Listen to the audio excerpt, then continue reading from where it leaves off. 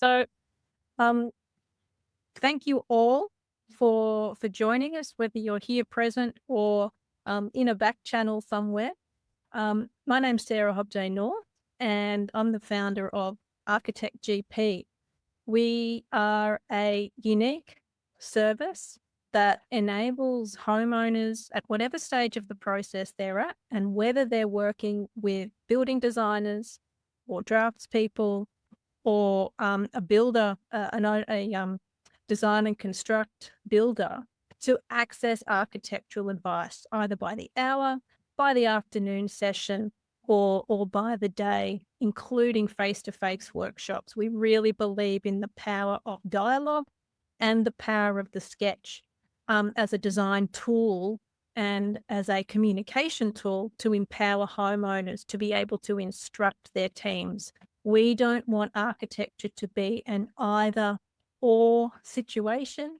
We want architecture to be as accessible as medical advice. You know, homes are big investments, and we want to help people get them right, to make them enjoyable at whatever stage of the process that they are at, and however they are planning to deliver their home. We have advice to provide. And part of that is a network of allied and like-minded architects, which brings me to the wonderful Rebekah Stuber, who's with us today to lead this webinar. So Rebekah's home company in Perth is Evolve, which she has been running for the last 14 years. She does both commercial and residential architecture. Her passion really is residential architecture and collaborating with families, because what she's noticed over the years is the need to design for longevity, the need to go beyond fashion and fad and resale and all the kind of buzzwords that come at us, and design for durability of a family, of a household within that space. And as we talk today, my kids are downstairs watching their last evening TV, their treat TV on a Wednesday night. So I'm living the dream, running my Zoom upstairs on my mezzanine, while my family are here too. So this is real life. We speak from a professional experience and a personal experience. And so without further ado, I will pass the microphone to Rebekah, and let's have a chat about designing for family. Over to you, Rebekah. Okay, thanks very much, Sarah. That's fantastic. And thank you all for joining us. Sorry, I'm just sharing my screen. Okay, so I guess Sarah's just explained that I have had my own company for 14 years, and it was quite, I guess, quite fitting that I found out I was pregnant and I quit my very stressful commercial project architect job and I started my own. So I've literally lived and breathed designing for families, through my own experience. So it is a real passion for me. And, Sarah's touched on cost of construction is an enormous investment. And I think, there's definitely things that we can put into play from a very early stage of design to really look at the longevity, livability of the house, of the renovation, to grow with you as a family. So that's really what the basis of this presentation is. So I've definitely, my design experience has definitely changed from, when I first started Evolve to 14 years later. I now have, a teenager in the house. So it's a very different experience than when I started. So yeah, I just want to kind of go through some of considerations and tips I've learned and what I would like to kind of incorporate into designing and new home or renovations. So that's where we're kind of starting with. So it's about designing for family, and what constitutes a family. It might be two parents, it could potentially be one parent, it might be extended family with aunties and uncles. So I think the dynamic of the family is definitely shifting as well. So that's something to consider. It's not necessarily, you know, it's not a stagnant it's more of a transient type. Uh, I don't know the word I'm trying to think of, but Dare I it's say, definitely Rebekah, moving. dare I Yeah, say it evolves, and that reflects where absolutely. you've It does evolve. positioned yourself. Absolutely. Yeah. Yeah, for sure. Yeah, sorry, I'm a bit tongue tied. So let's go through the presentation in terms of um so I think I really love the quote, Le Corbusier, the home should be the treasure chest of living. So this really resonates with me in terms of for everyone, I think, their idea of home and it constitutes, it's very different. But for me, it definitely means a place for making memories. So whether it be these first steps or, the first sleepover party or the first driving lesson and learning to parallel park in the car bay at the front. So there's a lot of things that make up what we call the treasure chest of living, and it differs with every person and every home.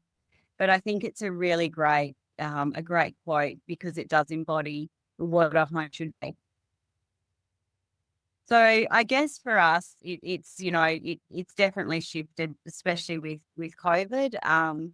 We've seen massive construction costs incurred. So steel and timber, we've seen a 40% increase. So I think when we're looking at renovations or new homes, we have to think of future proofing. So when I think of a family home, I want to make sure that there's flexibility of spaces. So what can one room mean, for now, but what will it become in 5 years? Functionality over fads. I mean, I think, you definitely you want things to look current, you want to be on trend, but does it really add value to your home as a space? Does it add value to how you'll actually use that home, the practicality of the space. And also a big one for me is future proofing and aging in place. So you'll often find if you go to display homes and things, quite narrow passageways, great looking bathrooms, but how is that going to actually work, when you're aging and you need wider corridors or you need, you know, more circulation space. So I definitely like to kind of factor all of these things in when I'm starting a design and starting to look at potentially what a renovation could be. Well, this is coming up for me too with clients at the moment, Rebekah, as well. I've had a woman I'm working with. She's actually in New South Wales and is wanting to age in place. And she's made the comment, I want a bathroom. So many homes have these small, tight bathrooms, but I've realized that if me or a guest is ever on a walker, or even if I'm on crutches because of an injury, there needs to be maneuverable space in the bathroom as well. So things like, turning circles, and Absolutely. Yeah. places for future installation of grab rails and things like that, so that there can be dignity right through the use of that home. And I think it's a really interesting point with that in terms of because we do as a firm, we work on commercial spaces. So, we're very much directed in terms of corridor widths, circulation to doorways. That's all set in stone in terms of we have to design to an Australian standard. But often when we come to the home, those things, are not necessarily implemented. And That's it can right. actually make a really big difference from having a 900, under a metre corridor, just to increasing it by potentially 20 centimetres to allow a wheelchair to go through. So we very much like to include those type of really simple, really simple design tools. We actually incorporate those from the get-go, and it really does make a great difference. Mm. So for me, functionality over fads. I mean, I just, as much as we love to create beautiful spaces, are you being caught, are you being kind of, I guess, marketed in terms of, we need this in our home? Well, I think you really need to factor that in terms of what do we need? The cost is a lot. Is it going to serve us for a year? Is it going to serve us for 5 years? So just really understand and prioritize your needs.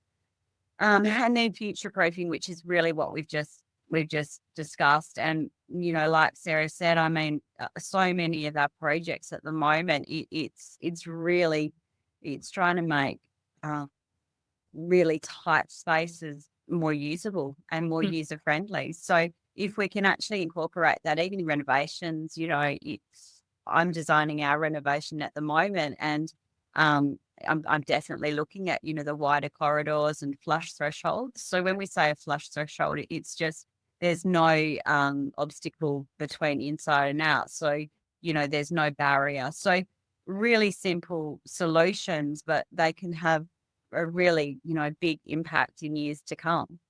Yeah. So I guess designing for younger families, which, some of our clients are repeat clients, and, we actually grow with them. We see them, with their first baby, and we come back 5-6 years later, maybe it's a new project for them, but That's it. it's really lovely It's to often actually. those life transitions, those life changes that bring an architect into someone's thinking. And it's a privilege. It's a privilege Absolutely. And to have that I, window. yeah. And I love this picture. So I actually did interview my girls. I've got a 12-year-old and a 9-year-old, but they weren't keen to kind of be involved in the presentation. But just to understand, what's important to them. And I think becoming a mum and, designing, from when they were babies and now to understand their use, their need now.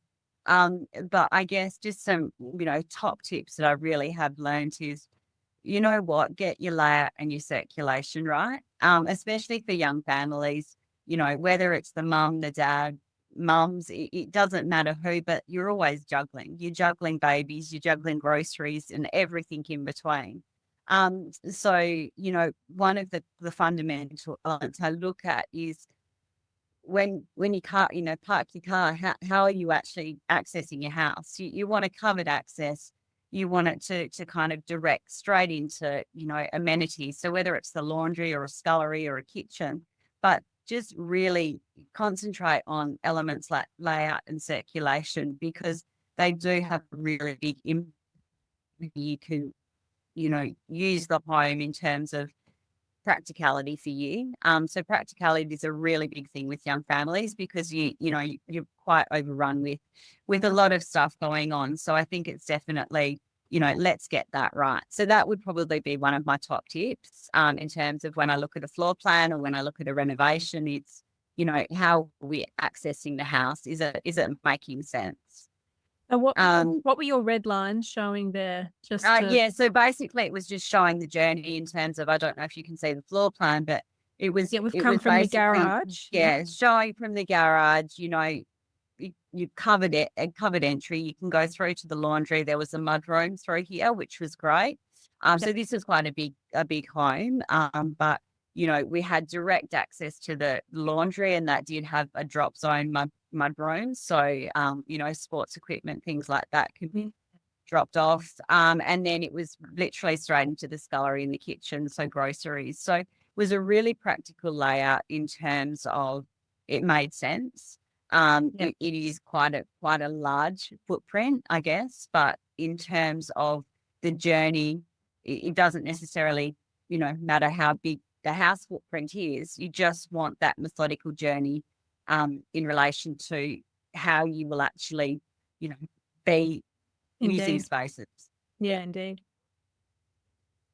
So I guess my second tip really, and it's not just for young families, it's for every family home. I think, especially renovations, you find there's no storage. And I think, one of my first things, pen to paper and looking at a floor plan, is where's the storage, and just practical considered storage. So this is an example of a laundry. It is quite a large laundry, but it's things like where are your tennis rackets going? Where's the linen going? Just all of those things that necessarily you don't think of when you're first buying a house or first having children. But, even if you can see towards the end of the laundry, there is a drying rack. So if it is raining, you can dry things. So it's just really practical considerations. And, I definitely have found that, especially even with my daughters, it's a different sport, monthly. So, you kind of go hockey to tennis to t-ball. And so it's where do you put all of these, So storage is just one thing that's often, an afterthought. But for us, it definitely is. It's just a really high priority in terms of making a space just work.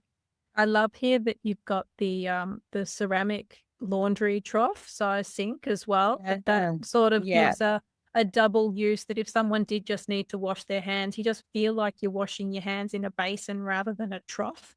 And yet it's that absolutely. And extra deep. Yeah, it's beautiful. It's actually, to be honest, it's not a pretty thing. I don't necessarily, but the practicality of it, it's a really deep basin. And, even the other thing which a lot of architects and designers will incorporate now is actually lifting your washing machine and your dryer off the floor. So again, you'll find that that's a really great way in terms of you have a little pull out, you have your hamper underneath. So you're not bending down all the dirty time. washing there. Yeah. We'll So scoop it out. again, it's if you've got the space, but really little snippets of just practical thinking can really assist in terms of getting your layouts right. And the other really important thing for me is, I'm from Western Australia, so we do have a lot of sun, probably a little bit more than Melbourne. But, kids live outdoors. They love it. It doesn't matter if you've got a really small backyard, if you've got a really large backyard, but you don't necessarily have the time to be with them all the time. So really having that connection, that visual connection from where you are inside, a lot of the time it's within the kitchen or the dining area that you are spending majority of your time as a parent. So do you have that visual connection, that surveillance that you need? So again, that's something that we really focus on in terms of, can we incorporate some larger openings? Can we remove the barrier that's separating inside outside? So it's that inside outside transition that you're trying to, I guess, eliminate, and just so they've got their own space, but you've also got the surveillance that's needed when you've got a toddler. It's brilliant because outside. it gives both the adults and the kids more freedom, because the supervision, the monitoring, the jargon might be passive surveillance. That there's this. People can move, the kids can move outside, and you don't need to totter after them. You don't need to check, because they're all just still doing their thing, and you remain connected even as people change their environment, even if they're three. Yeah. And I mean, I love this image. This is a really bold design that we kind of completed about, I think it was 7 or 8 years ago. It's in a rural setting. But I really love this in terms of it is open plan living dining. So, is that going to work when the children are adult children? I'm not sure, but there are other spaces to utilize. But yes, the visual permeability between inside and outside it was amazing. So the kids could be on the playground or on the trampoline, and the mum felt really secure knowing that she could see them and she could monitor them, but they had their own freedom. So I think that's a really important thing. And, you definitely want to have that connection. So it doesn't necessarily need to be, a massive backyard, which I think I've mentioned, but just to have that surveillance, without them feeling like they are being watched, I guess, as well. Yeah. And I Which think, brings one us of the big to, things, yeah. yeah, is as which I'm experiencing now, and it's different. It's really different now having a high schooler in the house. Um, so I think people may or may not understand, but the average age is actually now 27 to 28 years old for our kids to move out of home. Um, a lot of factors, obviously, I guess, contributing to this, cost being a main thing, cost of living. Um, but I also kind of feel that, they do like that connection potentially sometimes with the family home. So how do you how do you try and create and nurture independence for teenagers turning into adults, without them feeling, I guess, again, it's giving them privacy, but them still being within the family home. So Yeah. I'm going through it now in terms of how do I design for my teenagers, in the coming years. And interestingly enough, as they've got their own rooms, really big rooms, they've got their own desks in their rooms. Homework's always done in the kitchen. So for Mm, me, I cool. just feel that the kitchen is the social hub of the household. And so, you really want to make sure it's working for you. So what does it mean to have a really big island bench? Well, that kind of, invokes conversations. You can entertain with their friends. So it's a really nice I reckon place that because teens and young adults, they'll still come home for food. So absolutely, the kitchen being that gathering place, it's functional and it's also nurturing. And it yeah, allows, if you've got the big table, the island bench becomes a new family hub. Everyone's gonna come to eat, and that can actually be a celebration of that moment with absolutely. And I whoever's come think, into your yeah. place for food. Oh, absolutely. And I think, I mean, I love cooking and, I'd cook a three-course meal every day if I had the time, but it's knowing that you can still have that interaction. And I Yeah. think it's a really, sometimes we think of the kitchen as as an amenity. But, it has another purpose, which I think Mm, is really lovely. And I mm. I often spend a lot of time in terms of, designing a kitchen or trying to, open up the space just to give it that, I guess, that presence of, it is the social hub. Let's utilize that. What does it mean, when my daughter brings 5 friends over? Well, they're not necessarily going to sit at the dining table, but they're happy enough to kind of sprawl over the island bench. So, yeah, for me, I think the kitchen is really important, making that an entertaining space, a conversational space, really helps, especially with teenagers, I'm finding. So, Yeah. the second is, I guess it's been a massive push in the last, well, I don't know, 10 years, I guess, the open plan living dining kitchen.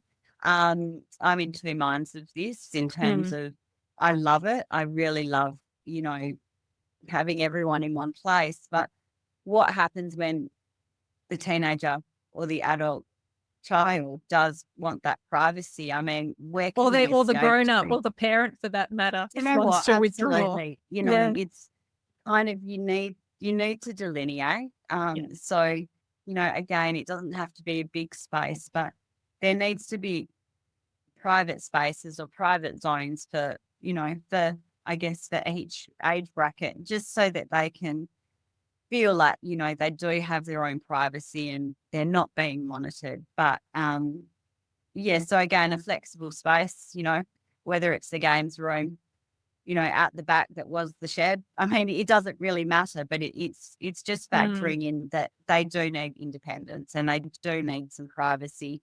And how do we actually incorporate that into a floor plan? Yeah, and it's worth noting that the trend towards that open living, dining, kitchen space, it might not work for everyone, and it might not work for everyone at every stage. And an architect should be interpreting the stated needs of the client and fleshing that out, and maybe a more compartmentalized, a more discrete floor plan is actually going to work better for some families. It's no one size fits all, but there are patterns that we can identify to ensure that clients do get those spaces that are going to work for them. Absolutely. And I think, after a first kind of consult, and again, Yeah. new house renovation, big, small, it doesn't matter. But, we use what we call the design brief. That's a tool for an architect or a designer. It evolves, it's collaborative, it moves and develops. So, Yeah. the time spent on the design briefs, and that's where you really want to understand how is this family going to use their spaces, and how is that differing from, another client. So That's right. it becomes really important to understand that. And like you said, I'm finding that there is a bit of a move towards having more delineation with spaces. So, you are actually having a more enclosed lounge room, and potentially dining and kitchen are open with, open, but you do have that separation, which is a really interesting, I think a really interesting, I guess, Evolution. transition from the open Yeah. living. So Evolution, what's your third tip, Rebekah? This is So third tip fantastic. is, again, storage. Yes, to be honest, I just and I spent an hour this morning tidying my teenager's room. And it's literally, how can we, it's a different generation that they're growing up with from, from what we grew up with. So there's a lot of outside pressures that we didn't have, technology, a lot of pressure at school. So how can we make it easier for them at home? So as simple as, what, let's put a laundry hamper in the laundry and let's have different color basket. I mean, it's a no-brainer. But something as simple as this can just make it a lot easier for everyone.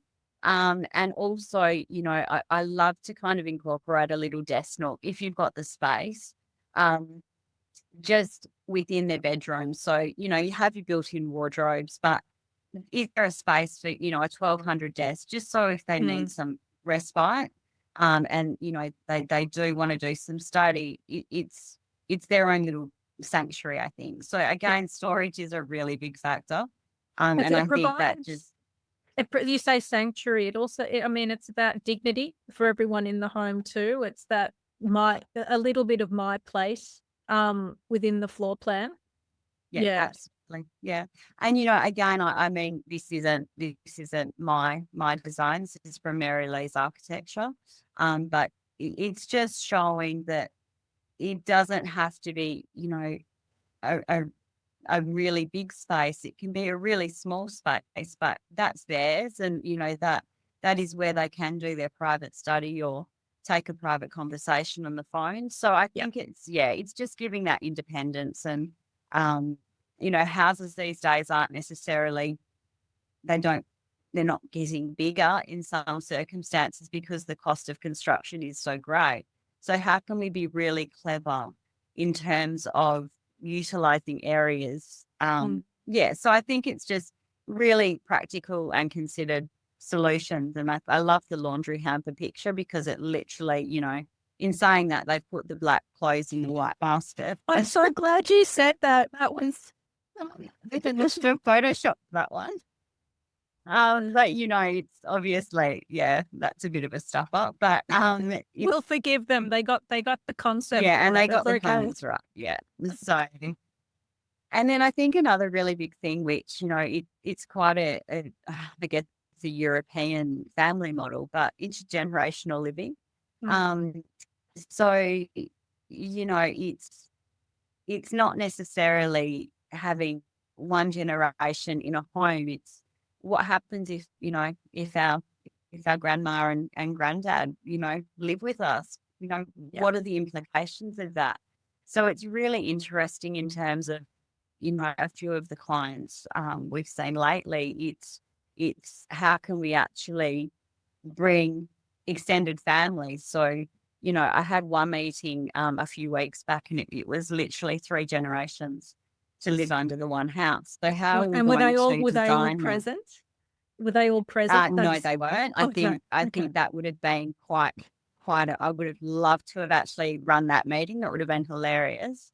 But we're looking at potentially wings. So again, it's Yeah. giving everyone their own space. But so I think it's a different way of thought process in terms of we've got a housing shortage. We really Mhm. do. And it, children are getting older. Instead of, they're not moving out when they're 18, 19, it's now 27, 28. So what is this going to look like? And that's why I really think, flexibility of space it's really important in terms of, how can we future-proof our homes? So Yeah. I love this image. It's really cute. And it kind of, that was what I felt like. It was a lot of different personalities, and how are we going to actually, I guess, make that a cumulative design. So yeah, they're just some really kind of short tips from me. Wonderful. But I'm definitely living it at the moment in terms of, going into that transitional stage of teenagers. It's a big up call. And it's, I've been designing a renovation for a few years now, and even in the last 3 months, I've kind of gone back to it and gone, oh, is the flexibility there? So it's a really interesting, I guess, experiment through myself. So watch this space in terms of what I do. But yeah, so Indeed. that's kind of my tips and trade. Yeah. Thank you very much indeed. I invite any questions from our attendees, and while those perhaps come through, I'll look at the chat to see if there's specific questions. I want to, I guess, emphasize that you're looking at my screen now, but what the sorts of things and the sorts of interventions that Rebekah's talking about, the kind of thinking, a lot of it can be done in a very dynamic way. She spoke a lot about collaboration and that discussion, that evolution that happens as we architects, as the professional, work with a client and a family. A lot of that can be, tackled in a very dynamic and quite rapid way to unlock the problem. So this is a service. This is an example of a service that Architect GP offers called the floor plan review, where basically what I'm showing you here is a before and after edit, and it just picks up on a thing you started your presentation with, Rebekah, about that movement from garage to kitchen. The before plan that this particular client brought to me through Architect GP meant that arriving in the garage, they had to walk all the way around the powder room and then in a full loop back to the kitchen. And the first intervention I made, if I just slide over this, is to put a sliding door from the garage straight into that walk-in pantry, so that if they're coming home with shopping, you can indeed just cut straight through to the kitchen. Yeah. Up here in the family room, they had this nice deck you can see in the top, up the top here, but then the couches are turned in towards the TV and they've got their backs to the view and to the deck. So we talked about rotating the room such that the couches can still have a television on a blank wall, which is something that you need. But now you've got the sideways view outside as well. So this speaks to your your discussion about being able to see the outside and having that Absolutely. and having that connection with what's happening on the deck, whether that's a kid playing or a teenage birthday party or a family dinner.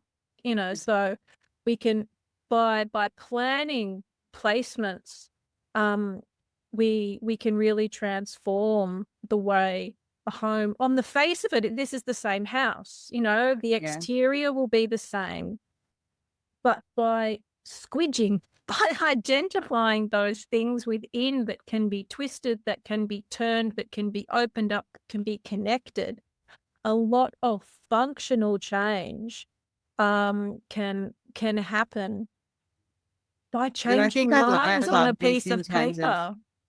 but I do love this in terms of they're such, they're not big interventions, No. they're just considered interventions, and it's understanding how you'll use that space, which obviously, you know, we see quite quickly when we look at a floor plan and, Yeah. it's quite obvious, but for clients, it's saying, well, what happens if we just have an opening, through the pantry? I mean, what will that do? And it's that aha moment of, Mm-hmm. oh, okay, so I think I love it in terms of, there's a lot of yellow trace with consults.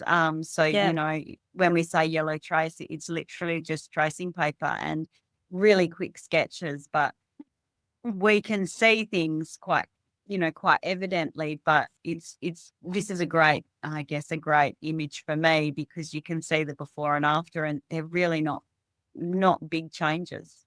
No, no, indeed. But the right intervention at the right time Absolutely. can, I think, really improve the outcome. And so this particular client, they continued working with their builder and their drafts person, but they could take this information and really give their team a really great brief because they're the client, it's their project.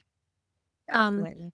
And finally, I've launched recently a mini version of this service called the Rapid Review.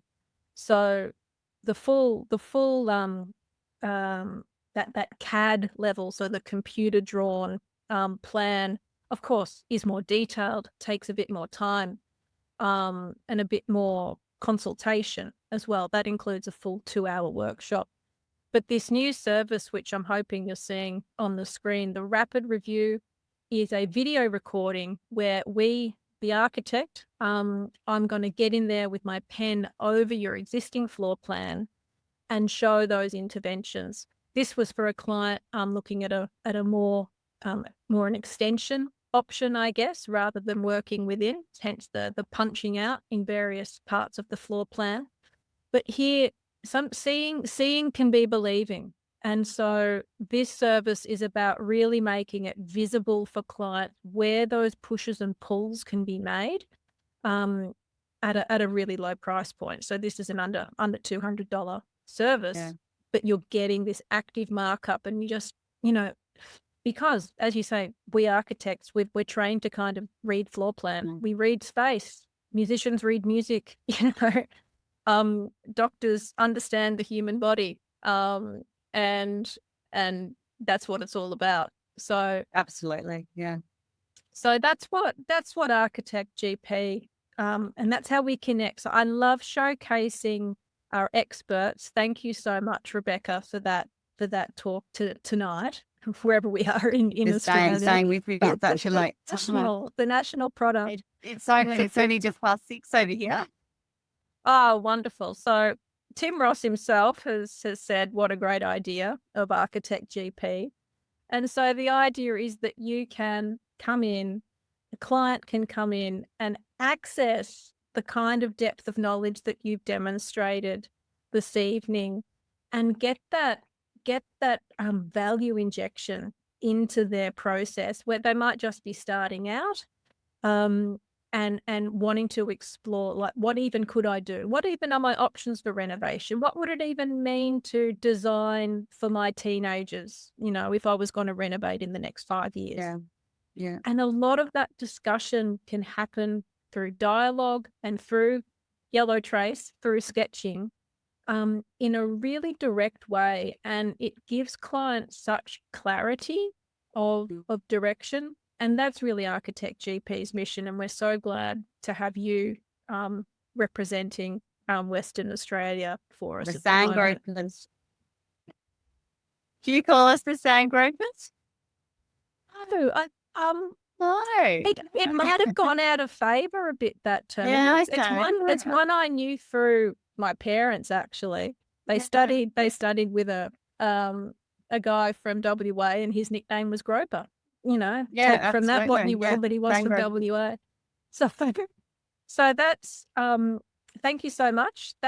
This is the quality of talent that we have in the Architect GP network, and we are all about bringing that design quality into your process, even if you're working with the 95% of people who don't work with architects.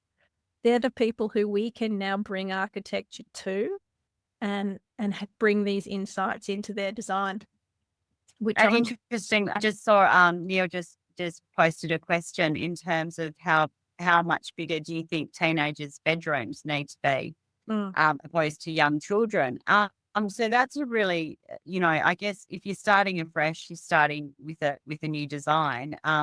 You do have that, you do have the flexibility in terms of, a 4x4 is pretty ideal, and that will see a child through from a young child through to teenagers through to adult, but you don't necessarily have that opportunity with existing houses and renovations. So again, I think it's not necessarily the size of the room, Neil. It's more so, can we utilize the space? So, it might be inserting a small desk nook, something like that. But do you need a bigger area? Well, obviously the teenager would love a bigger room, but if that's not a possibility, then it's just trying to prioritize, functionality of that space. So I guess I don't necessarily have an answer, but, teenagers would love a bigger room, but it's not necessarily a square meter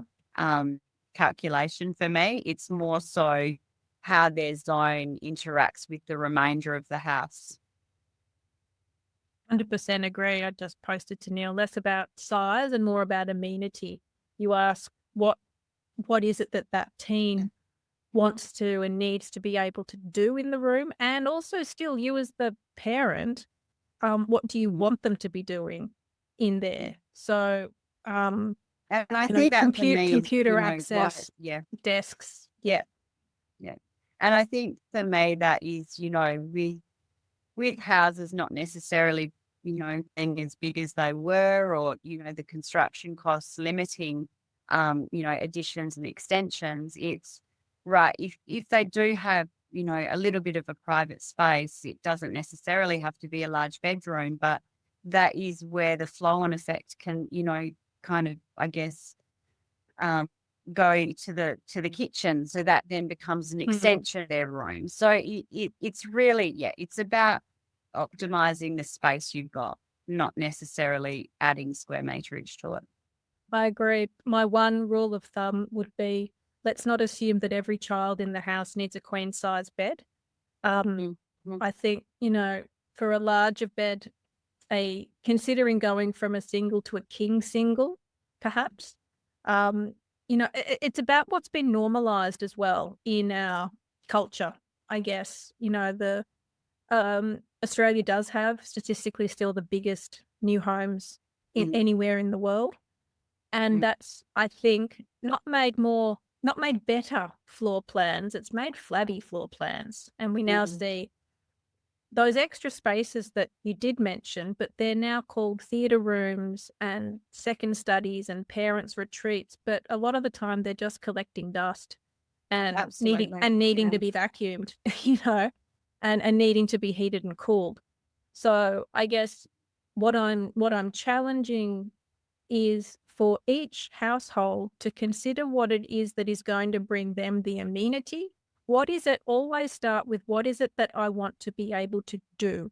What is it that my children, my teenage children, need to do in their spaces?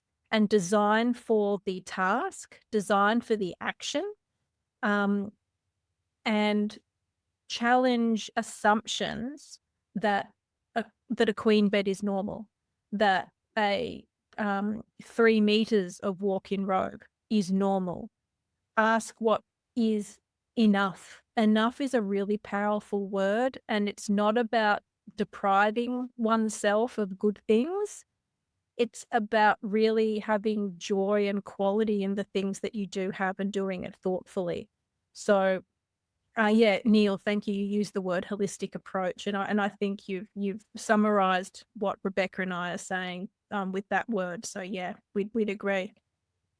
Wonderful. So I think thank you. My final thank yous to Rebekah, to our attendees, however it is that you're viewing this webinar. It's been my pleasure to talk with Rebekah tonight and infuse about this topic.